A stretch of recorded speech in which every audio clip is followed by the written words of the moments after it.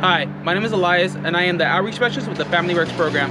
Today, I'm at the United Cerebral Palsy of San Joaquin, where we're going to learn a little bit more about what they do and how they support our community. So let's go inside and meet with the director, Debbie. Hi, Debbie. How are you doing today? Hi, fine, thanks. Can you tell me a little bit more about the United Cerebral Palsy of San Joaquin County? Well, United Cerebral Palsy as a whole, it's a big organization. We have a lot of different programs, but our mission is to enhance quality of life for people with disabilities by providing services that enable them to realize their goals and achieve their highest level of independence. We serve all kinds of disabilities, but they're usually developmental disabilities. They happen when the person was young or a birth injury. And our ultimate vision is that people with disabilities will live a life without limits. What programs does UCP offer to the community? Yeah, so we have 5-day programs throughout the county, and within the day programs, like one has an extra program for the seniors. These are for adults. The day programs are for adults, and there's a program for seniors. They have programs that are more focused on getting out into the community. Well, we could get out in the community more. The focus was helping people learn how to get out in the community, how to use transportation, how to do those things. There's another one that's focused on, it's almost like pre-work skills. It's called Applied Abilities, but it's pre-work skills to work them into be able maybe to go into our supportive employment program, which helps people find jobs. There's someone who goes and looks for different jobs, works with employers, and then there's people who work with the employees who want to be employees, and they'll work with them alongside in the job if they need to, and come back and support and see what skills they might need and what they need help with. Our supportive living program is where people with disabilities want to live on their own, but they need some help, so they have someone who comes in and helps them with whatever the need might be. It varies for everybody, whether it's daily care activities, whether it's shopping, whether it's preparing meal preparation, those kind of things. Someone will come in and help them with that. Employment. We call it children's program. The first one is Creative Intervention, and that's a program we renderize with the Valley Mountain Regional Center and provide the teachers, occupational therapists, physical therapists, and speech pathologists for the birth to 3 group that they see. They're eligible for services for their Early Start program. Then we have a Great Beginnings program, which is our first 5 funded program, and we can see the children birth to 5 if there's a suspected, not necessarily disability, but a delay in their development, where they're not quite where they should be. And we also make referrals in the first 5 program if we think they would probably be eligible for school services. We will make that referral to the school. When we think they may be eligible for regional center services, we'll make that referral there and just follow them through until they get into the programs there. We used to, it's changed over the years. For a while there we had a adaptive sailing program when I first came here, which we don't have that anymore. We used to do more with clinics until we lost some staff. We would do assistive technology clinics, help people get wheelchairs, walkers, gait trainers, bath chairs, whatever they needed.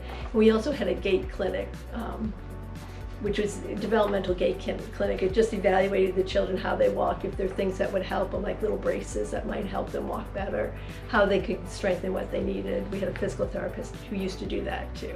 So it kind of changes with the needs. Although most of the programs developed as a need was identified, and if you could get staff to fill the position. Our challenge is getting therapy staff frequently. Is there an age requirement to be supported in UCP? No, we serve people from birth to death. What is the overall goal for UCP? The overall goal of United Cerebral Palsy is that people with disabilities will live a life without limits. We want them to be able to do it as much as they can and that they want to do. Are there any requirements to be in the program? It depends on what the program is.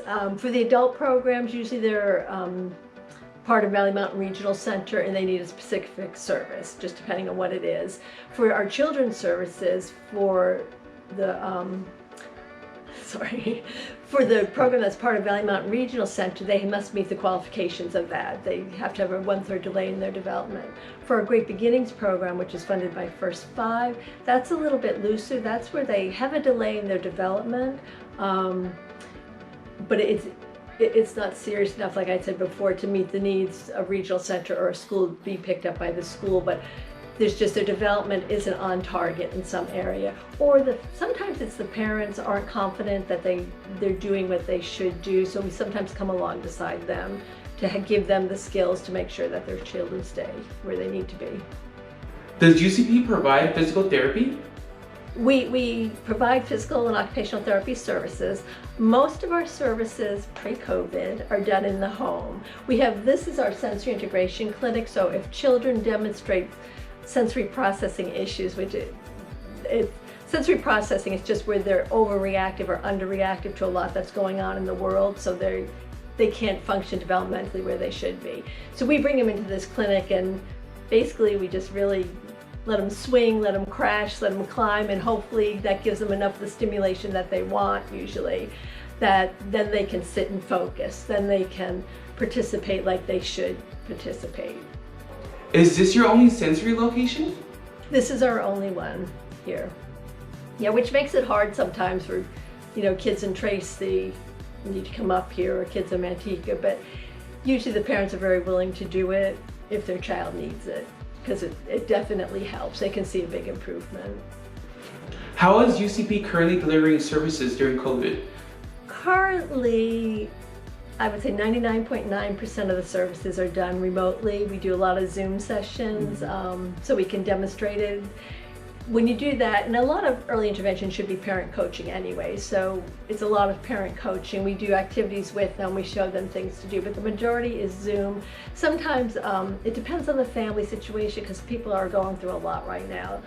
Sometimes some weeks a phone call is better for the family, sometimes an email with activity suggestions are better, but we always try and see the child at some point, because we want to be able to have our eyes on them to see if the parent tells me something. I want to make sure that I'm understanding what they think they're telling me, because we all translate things a little bit differently, and I may totally think something different. So if I don't get to see them, if they wanted a phone call or if they wanted an email, they'll send me videos.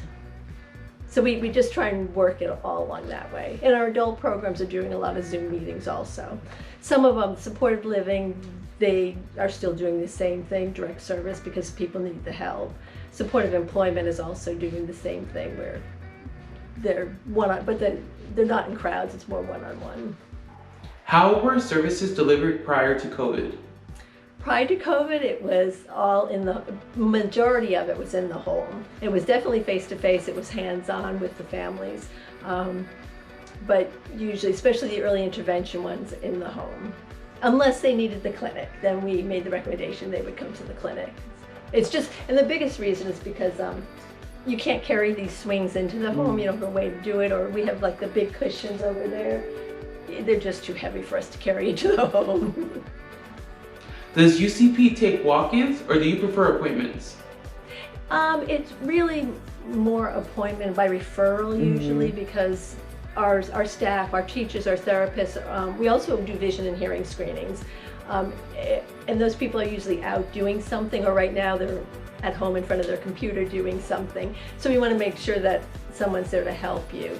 Our program manager, Casey, if someone walked in, she would take the information down, but they wouldn't be able to be helped right away. It would still be a referral. And a referral can come, you can self-refer, a teacher can refer, regional center, anybody can refer. The parent has to know the referral's been made, but it doesn't have to come from a doctor or anything like that. What if a parent was interested in a program? What would be the best way for them to contact UCP? Our main number is 209-956-0290. That's right, to remember. And that's our main line, and they can get you to any of the programs, whether it's an adult program or one of the programs for the children. Is there anything that you would like the community to know about UCP? Something that they might have not known? I think the biggest thing is people hear United Cerebral Palsy and they think we only serve people with cerebral palsy. And we serve people with any developmental disability. And our Great Beginnings program actually serves kids who might fall through the cracks. They may be at risk. They don't have a disability per se, but their development's not right where it should be. So you just have to get pegged into only cerebral palsy, because that's just a little portion of the clients we see. Thank you for taking the time to do this interview with me, Debbie. I really appreciate it. Well, thank you very much for doing it. I greatly appreciate it. If you would like to learn more about the United Cerebral Palsy, you can reach out to me at 209-244-0135. I will also display UCP's information so you can reach out to them if you have any questions or any interest in their programs. Remember that UCP provides support to all of San Joaquin County, which includes small towns like Escalon, and they go as far as Tracy, California. They also work with all ages with any developmental disabilities. Again, my name is Elias Braz, and I am the Outreach Specialist with the Family Works program. Thank you and goodbye.